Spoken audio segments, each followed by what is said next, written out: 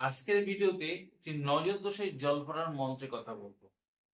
আপনার সন্তানের উপর বারবার অন্য লোকের নজর পড়ছে, তার ফলে তার শরীর ভালো যাচ্ছে না, একটার পর একটা কিছু না কিছু লেগে আছে। আজকের জ্বর আসছে, কালকে পাতলা পায়খানা, পরশুদিন অন্য কিছু। যদি এমনটি হয় তাহলে আজকের এই মন্ত্র আপনি প্রয়োগ করুন। আপনার সন্তান কিন্তু সুস্থ হবে এবং সেই কুপ্রভাব থেকে মুক্তি পাবে।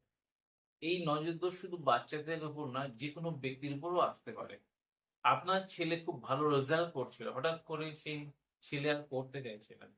কিছু কথা বললে আপনার সঙ্গে রেগে কথা বলে, তাহলে এই মন্ত্র আপনি একবার প্রয়োগ করুন। আপনার ঘরের মধ্যে কোনো ব্যক্তি আছে, আগে খুব খেতে ভালোবাসতো, সেই ব্যক্তি আর খেতে চাইছে না, তাহলে এই মন্ত্র আপনি একবার প্রয়োগ করে দেখুন।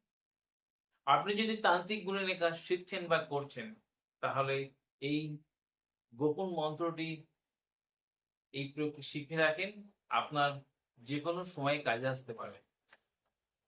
ভিডিওয়ে একটি শক্তিশালী মন্ত্র আছে, কোনো পূর্ণিমা তিথিতে আপনারা কণ্ঠস্থ করলে কাজ হবে। রোগীকে সামনে বসিয়ে কোনো শুদ্ধ জল নেবেন, পিতলের কোনো গ্লাসে বা তামার গ্লাসে এক গ্লাস শুদ্ধ জল নিয়ে রোগীকে সামনে বসিয়ে একবার মন্ত্র পাঠ করবে আর একবার সেই রোগীর শরীরে ফুঁক দেবে আর জলে ফুঁক দেবে। এইরকম ৭ বার পাঠ করবে, ৭ বার ফুঁক দেবে সেই জলেতে এবং রোগীর শরীরে। সেই জল একটু একটু করে খেতে হবে ৩ দিন। রুগী দেখবেন ৩ দিন পরে আগে যেমন ছিল তার পরিবর্তে রুগী সুস্থ হবে। বিশ্বাস ভরে গুরুর নিয়ে কাজ করলে আপনাদের অবশ্যই উপকার পাবেন। মন্ত্রটি ভিডিও শেষে দিয়ে দেবো, দেখে নেবেন। আপনাদের এই ভিডিও কেমন লাগলো অবশ্যই কমেন্টে লিখবেন। আপনারা যদি ভিডিও দেখে উপকারে আসে, আপনাদের বন্ধু বান্ধব বা সোশ্যাল মিডিয়ায় শেয়ার দিতে ভুলবেন না।